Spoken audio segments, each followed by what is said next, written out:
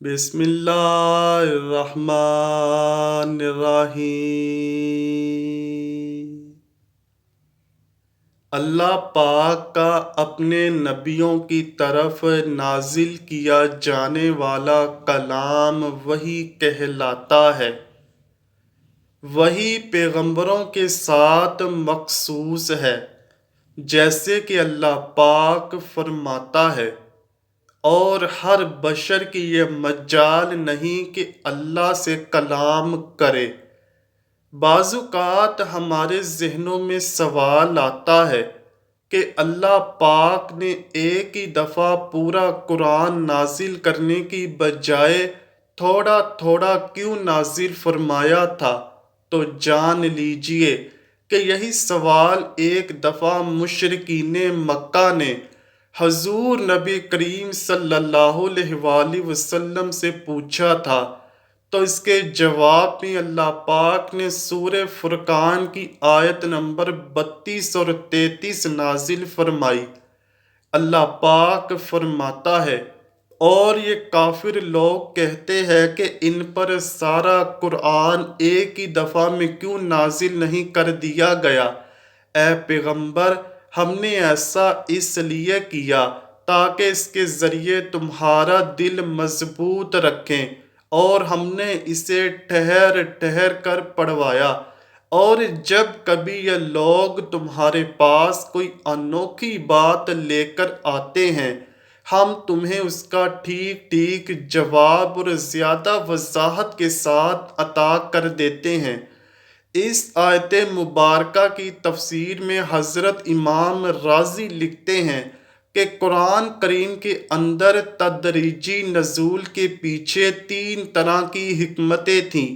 سب سے پہلے یہ کہ اگر قرآن ایک ہی دفعہ نازل ہو جاتا تو احکام کی پابندی اسی دن سے شروع ہو جاتی، مطلب پہلے دن سے ہی مسلمانوں پر تمام احکام لاگو ہو جاتے، جن پر ایک دم سے عمل کرنا مشکل ہو جاتا۔ دوسری وجہ یہ تھی کہ حضور صلی اللہ علیہ وآلہ وسلم کو مکہ والے روز طرح طرح کی اذیتیں دیتے تھے، جبکہ حضرت جبرائیل علیہ السلام کا بار بار قرآن لے کے آنا ان مصیبتوں کو خوشیوں میں بدل دیتا تھا۔ تیسری وجہ یہ ہے کہ قرآن کریم کا ایک بڑا حصہ لوگوں کے سوالات کے جوابات اور مختلف واقعات سے متعلق ہے، اس لیے ان آیات کا نزول اسی وقت مناسب تھا جس وقت وہ سوالات کیے گئے یا وہ واقعات پیش آئے۔ اس سے مسلمانوں کی بصیرت بھی بڑھتی تھی، اور قرآن کریم کی غیبی خبریں بیان کرنے سے اس کی حقانیت اور زیادہ آشکار ہو جاتی تھی۔ ناظرین، مختلف انبیاء پر اللہ پاک نے مختلف طریقوں سے وحی نازل فرمائی، جبکہ اللہ پاک نے اپنے آخری نبی سرور کائنات آقا دو جہاں حضرت محمد صلی اللہ علیہ وآلہ وسلم پر 6 طریقوں سے وحی نازل فرمائی۔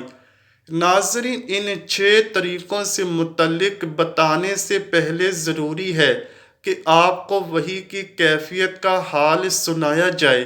ابن سعد روایت کرتے ہیں کہ جب بھی حضور صلی اللہ علیہ وآلہ وسلم پر وحی نازل ہوتی تھی تو آپ کا چہرہ انور متغیر ہو جاتا، جیسے کہ کھجور کی زرد شاخ ہو، سامنے کے دانت کپ کپانے لگتے، سانس رکنے لگتا، اور آپ کو اتنا پسینہ آتا کہ اس کے قطرے موتیوں کی طرح جھڑنے لگتے۔ فتح الباری میں روایت ہے کہ وحی کی کیفیت میں کبھی کبھار ایسی شدت بھی ہوتی تھی کہ اگر حضور صلی اللہ علیہ وآلہ وسلم اونٹنی پر سوار ہوتے اور وحی نازل ہوتی تو وحی الہی کے بوجھ سے اونٹنی بیٹھ جاتی۔ ایک بار اس طرح وحی آئی اور آپ صلی اللہ علیہ وآلہ وسلم کی ران حضرت زید بن ثابت رضی اللہ تعالیٰ عنہ کی ران پر تھی، تو حضرت زید بن ثابت رضی اللہ تعالیٰ عنہ کو اس قدر وزن معلوم ہوا کہ جلد ہی ان کی ران کچلی جائے گی۔ امام بہقی بہت سے صحابہ سے روایت نقل کرتے ہیں کہ وہی جب نازل ہوتی تو کبھی کبھار ہلکی ہلکی آوازیں دوسروں کو بھی محسوس ہوتی تھیں۔ صحابہ کے اقوال نقل کرتے ہیں کہ جب حضور صلی اللہ علیہ وآلہ وسلم پر وحی نازل ہوتی تو آپ صلی اللہ علیہ وآلہ وسلم کے چہرہ مبارک کے قریب شہد کی مکھیوں کی بن بناہٹ جیسی آوازیں سنائی دیتی تھیں۔ آئیے ناظرین ان 6 طریقوں کے متعلق آپ کو بتائیں کہ جس طرح اللہ پاک نے نبی آخر الزماں حضرت محمد صلی اللہ علیہ وآلہ وسلم پر وحی نازل فرمائی۔ سب سے پہلے طریقے کو امام بخاری روایت کرتے ہیں کہ ایک دفعہ حضرت صلی اللہ علیہ وآلہ وسلم سے حضرت حارث بن حشام رضی اللہ تعالیٰ عنہ نے پوچھا، یا رسول اللہ صلی اللہ علیہ وآلہ وسلم، آپ پر وحی کیسے نازل ہوتی ہے؟ حضور صلی اللہ علیہ وآلہ وسلم فرمانے لگے کہ وحی کی سب سے زیادہ سخت صورت یہ ہوتی ہے کہ جب مجھے ایک گھنٹی کسی آواز سنائی دیتی ہے اور اسی آواز سے نازل ہوتی رہتی ہے، پھر جب یہ سلسلہ ختم ہوتا ہے تو جو کچھ اس آواز نے کہا ہوتا ہے وہ سب کچھ مجھے یاد ہو جاتا ہے، اور کبھی فرشتہ میرے سامنے ایک مرد کی پیاری صورت میں آتا ہے اور مجھے پیغام سناتا ہے، وہ جو کچھ کہتا ہے مجھے یاد ہو جاتا ہے۔ شیخ محی الدین ابن عربی نے اس کا مطلب یہ بیان کیا ہے کہ ایک تو وحی کی آواز گھنٹی کی طرح مسلسل ہوتی ہے اور بیچ میں ٹوٹتی نہیں، دوسری گھنٹی جب تک مسلسل بجتی ہے تو عموماً سننے والے کو اس کی آواز کی سمت متعین کرنا مشکل ہو جاتا ہے، کیونکہ اس کی آواز ہر جگہ سے آتی ہوئی محسوس ہوتی ہے، اور کلام الہی بھی یہ خصوصیت رکھتا ہے کہ اس کی کوئی ایک سمت نہیں ہوتی، ہر جگہ سے آواز سنائی دیتی ہے۔ جب اس طریقے سے آپ صلی اللہ علیہ وآلہ وسلم پر وحی نازل ہوتی تو آپ پر بہت زیادہ بوجھ پڑتا تھا۔ حضرت عائشہ رضی اللہ تعالیٰ عنہ سے روایت ہے کہ جب اس شدت سے وحی نازل ہوتی تو سخت سردی کے دنوں میں بھی حضور صلی اللہ علیہ وآلہ وسلم کی پیشانی مبارک پسینے سے شرابور ہو جاتی۔ وحی کی دوسری صورت یہ تھی کہ فرشتہ کسی انسانی شکل میں حضور پاک صلی اللہ علیہ وآلہ وسلم کے پاس آتا اور آپ کو اللہ کا پیغام پہنچا دیتا۔ روایت میں موجود ہے کہ حضرت جبرائیل علیہ السلام مشہور صحابی حضرت دحیہ کلبی کی صورت میں حضور صلی اللہ علیہ وآلہ وسلم کے پاس تشریف لاتے اور اللہ پاک کا پیغام پہنچاتے تھے۔ وحی کی تیسری صورت یہ تھی کہ حضرت جبرائیل علیہ السلام کسی انسانی شکل اختیار کیے بغیر اپنی اصل صورت میں دکھائی دیتے تھے اور حضور صلی اللہ علیہ وآلہ وسلم کو اللہ کا پیغام دیتے۔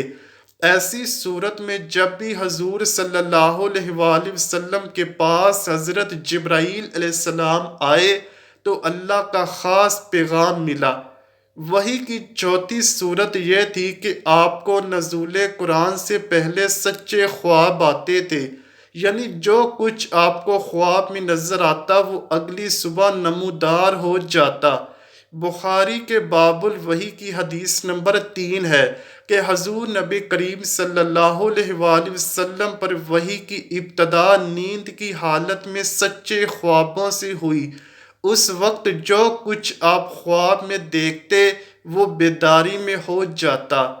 وحی کی پانچویں صورت یہ تھی کہ حضرت جبرائیل علیہ السلام کسی بھی صورت میں سامنے آئے بغیر آپ کے قلب مبارک میں کوئی بھی بات القاء فرما دیتے تھے۔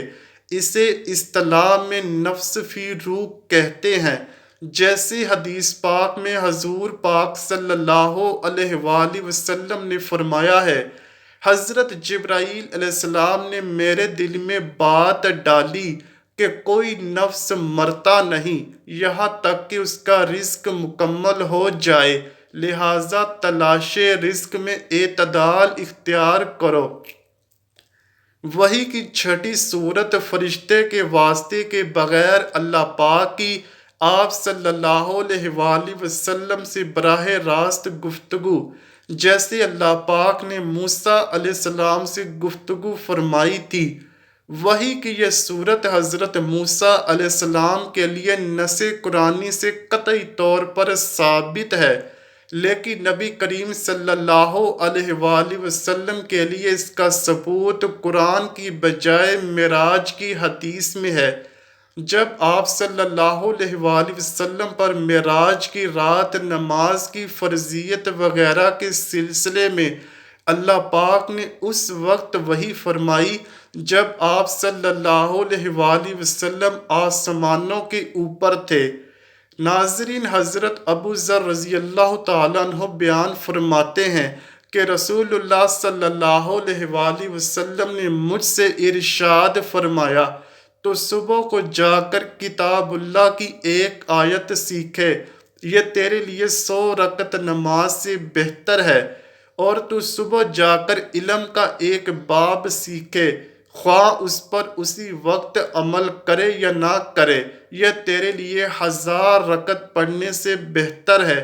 اسی طرح حضور صلی اللہ علیہ وآلہ وسلم نے فرمایا کہ قرآن کے ایک حرف پر 10 نیکیاں ہیں، جبکہ الف لام میم 3 حرف ہیں، یعنی الف لام میم پڑھنے پر 30 نیکیاں ہیں۔ دوستو، زیادہ سے زیادہ قرآن پاک پڑھیے اور سیکھیے۔ اللہ پاک ہم سب کو قرآن مجید پڑھنے، سمجھنے اور اس پر عمل کرنے کی توفیق عطا فرمائے۔ بروز قیامت اللہ پاک ہمارے گناہوں پر پردہ فرما کر ہمیں نبی پاک صلی اللہ علیہ وآلہ وسلم کی شفاعت نصیب فرمائے۔ کمنٹ سیکشن میں آمین لکھنا مت بھولیے گا۔ امید کرتا ہوں کہ آپ کو ویڈیو ضرور پسند آئی ہوگی۔ اگر ویڈیو پسند آئی ہے تو ویڈیو کو لائک کیجئے، شیئر کیجئے اور چینل کو لازمی سبسکرائب کیجئے۔ کمنٹ سیکشن میں اپنی رائے کا اظہار بھی ضرور کیجئے گا۔ ملتے ہیں اگلی ویڈیو میں، تب تک کے لیے اللہ حافظ۔